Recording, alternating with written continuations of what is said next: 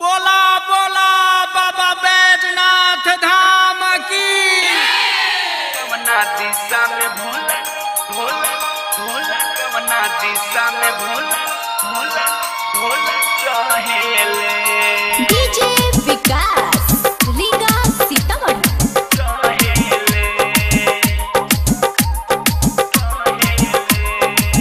Music by Rishi Raj RRT। कवना दिशा में भोला रहेले।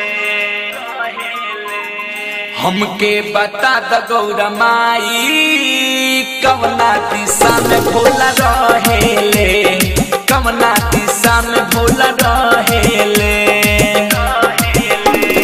हमके बता द गौरा माई, कवना दिशा में भोला रहेले। कवना दिशा में भोला रहेले। पूर्व पश्चिम उत्तर की दक्षिण केहू ना हमरा से कहेले। हमके बता दी गौरा माई, कवना दिशा में भोला रहेले। कवना दिशा में भोला रहेले। हमके बता दी गौरा माई, कवना दिशा में भोला रहेले। कवना दिशा में भोला रहेले।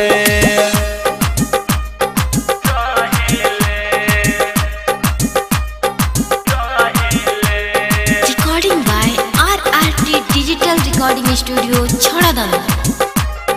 कवना दिशा में भोला रहेले। नौ डिबिया तेल जरल कहीं ना नजर पड़ल, देखे लमनवा हरल बा। कितना दिन बीत गइल कहियो न परपिट भइल, चढ़ते सावन बमई बहरल बा। टूटत आशा ना पूरी अभिलाषा, अखिया मोर दुख कितना सहेले। इतने बता दी गौरा माई, कवना दिशा में भोला रहेले। कवना दिशा में भोला रहेले। कवना दिशा में भोला, कवना दिशा में भोला, कवना दिशा में भोला रहेले। कवना दिशा में भोला रहेले। अजय बिहारी हो गइल बहारी हो, दमदार चंदेश्वर भइल बेखाता। अजय बिहारी हो गइल बहारी हो, दमदार चंदेश्वर भइल बेखाता। अशोकला बेला ई ना बुझेला, जाता से गंगा कैसे बहेले।